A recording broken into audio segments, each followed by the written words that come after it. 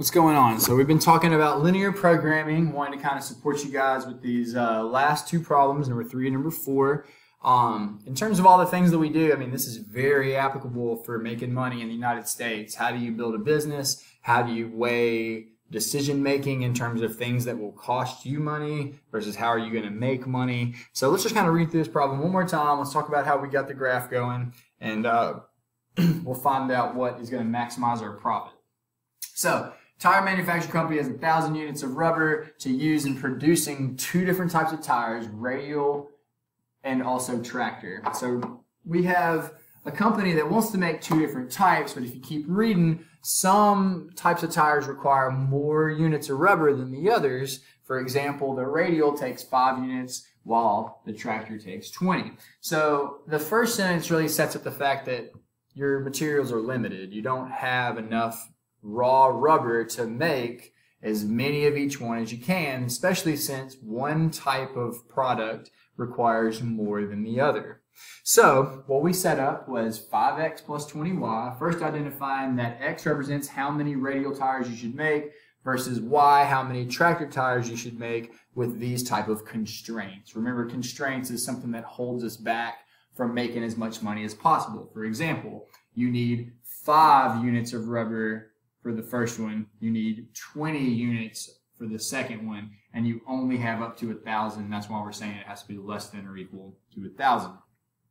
The second part is, hey, you got to pay somebody labor cost, $8 for radial, $12 for tractor. You got to pay somebody to put them together, and for some reason it costs more to make the tractor than it does the radial. So they don't want to spend, suppose that a manufacturer does not wish to pay more than $1,500 in labor. Again, that's a constraint. He'd rather pay nothing, have everybody work for free, but he can't do that. So he's going to say, all right, I can pay 8 for every radial tire, and I can do 12 for every tractor tire. But again, I can't spend more than $1,500, and so that has to come out to be less than or equal to $1,500. The last part, and what we are highlighting today in class, has to do with the profit function, the objective function. In terms of this problem, our objective is to maximize profit. And the way that profit is calculated is it's $10 for this radial and $25 for the tractor. So at the very end, I could say if you made this many radial and this many tractor, this is how much money you could make. And there's kind of a best option here in terms of how much you should make of each type so that you can make the most money possible. And that's the whole point of the question. So the way we do this graphically is pretty slick, because once you solve for y by subtracting the 8 over, dividing everything by 12, one of our inequalities is this black line I have, starting at roughly 125, down 2 over 3, all the way to the end. And I have to shade below this line. Well, when I do the other one, and I subtract 5 and divide by 20 over here in blue, you find out that I have to be less than or equal to this other equation, negative 1/4 x plus 50. So that means I'm starting at 50, and I'm going down 1 over 4. And again, because both of these are less, and one line is lower than the other, even though I am shading below each line, really the overlap is only below the second line, the one that's lower. And so the overlap is only below the second line, okay? So we have this starting point, 0, 50. We have this point in the corner, 0, 0. I don't think that's going to maximize our profit, though, making 0 of each. Or there's this place where they meet. And it can be difficult if the graphs don't meet in the exact place. And if you graph these on your paper, you'll see exactly what I'm talking about. So really, we need to see where these are the same. Where do they intersect? So I'm going to take these 2 problems, and I'm going to change them and say, let's make them an equation. Let's set them equal to each other. Because when you do that, you are saying, where am I going to cross? What x value will make them the same? Okay? So let's solve this and see what we get. I think I'm going to add 2/3 x to the other side because those are like terms. Now, before you freak out, we can add fractions together using a calculator, or if you wanted to find a common denominator, you could. But negative 1/4 plus 2/3 is the same as 5/12. So if I move that over, 125 equals 5/12 x plus 50. Well, I want to keep solving, so I subtract 50 to the other side, and you get 75. So I'm eventually trying to get x by itself, so I'm going to basically reciprocate this 5/12. The 12 really is dividing, so I want to multiply, that way it cancels. But that 5 is currently in the numerator. The only way to get it out is to divide by 5, that way it cancels. So basically you need to multiply each side by the reciprocal, which would be 12/5. So 75 times 12 divided by 5, basically x would have to be 180. So that means that where do these meet? All the way over here, they meet somewhere around 180. Now it wouldn't matter which one I plugged it into because they're equal in this place, but let's just use that negative 1/4 x. This time I'm going to use 180 for x. And then I'm going to add 50, and that tells me that the y value would have to be 5 where they meet. So that is 180 and the number 5. So we need to basically plug in 0 and 50 as well as 180 and 5 into our profit function. Now I have a feeling that this one's going to be interesting because you're doing 180 instead of 0. But then this one you're doing 5 instead of 50. So let's just see what happens when you plug it in. So 10x plus 25y. We could make no radials, spend all our time making the tractors because they're more expensive, but let's see how much money we'd make. Well, 10 times 0 would be 0, right? And if you add 25 times 50, that means if you made 0 radial, but you spent all your time making that other type of tire, you could make $1,250. However, let's see what would come out to be your profit if we plugged in 180 and 5. So you're saying I'm selling 180 radial tires at $10 each, and then you're making $25 on only 5 of these other types of tires, the more expensive ones. So the thing here is that 10 times 180 plus 25 times 5, that is giving us 1925. So this would be the best situation.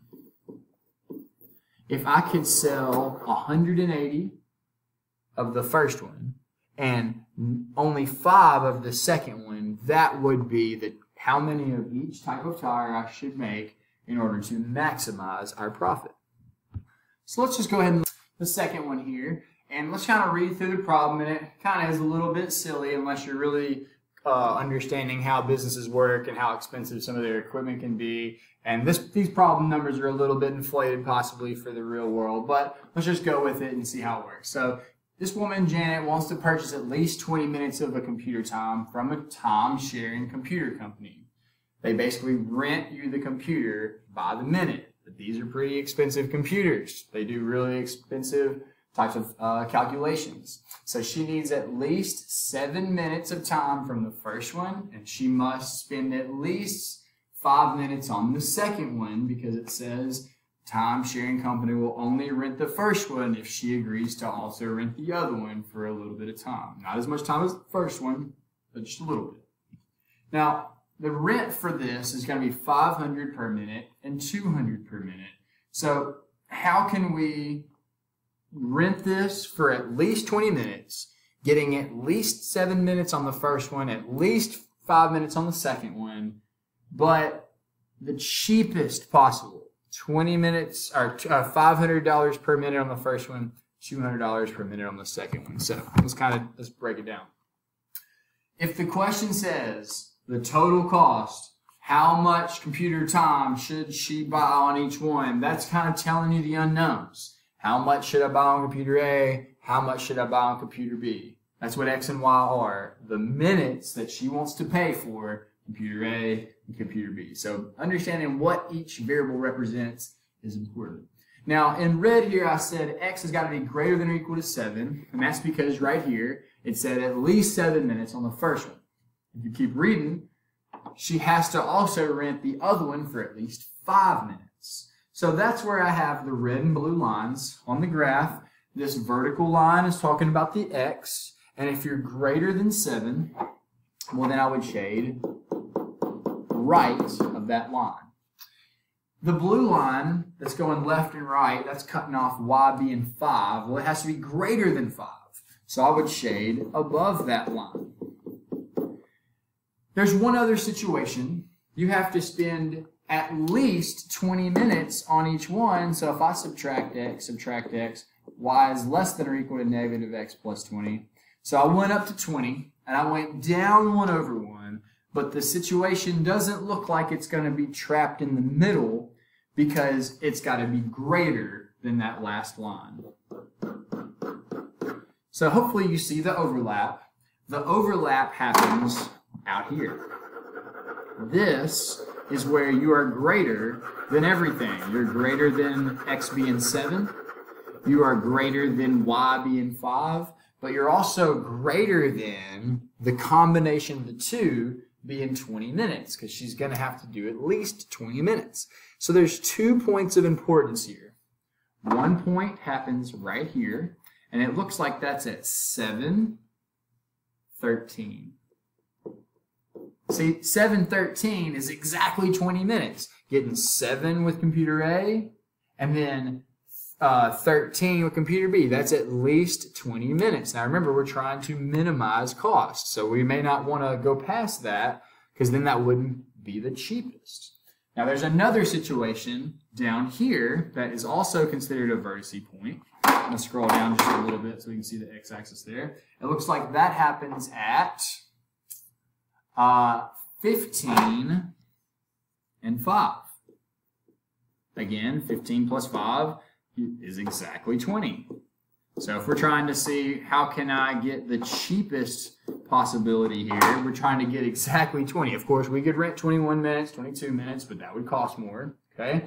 So either the cheapest way to do this is to do 7 with A and 13 with B, or doing 15 with A and 5 with B, okay? So let's use our cost function, and again, we're trying to minimize costs. We don't want to spend all the money. We want to spend as little money as possible while still doing everything else that we have to do.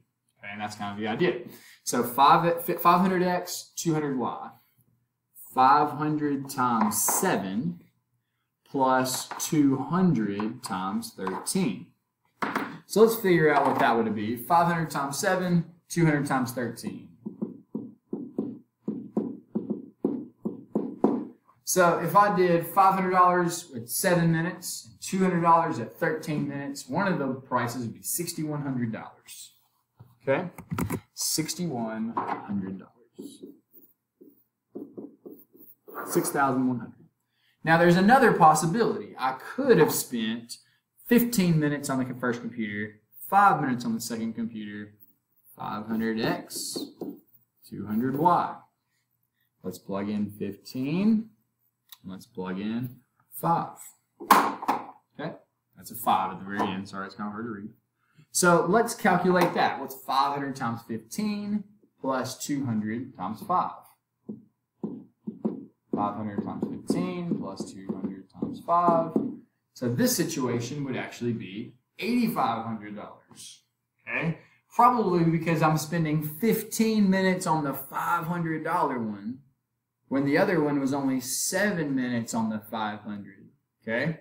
So let's go back, and let's say that this was 8,500. And again, this is how all businesses really analyze to see how can they make the most money possible while still doing everything I need to do in the business. So the best answer for this is to say I should do 7 minutes on computer A, and I should do 13 minutes on computer B. And that would minimize my cost at $6,100. Okay? So we'll try a few more tomorrow. Thank you so much for watching the video, and I'll see you later.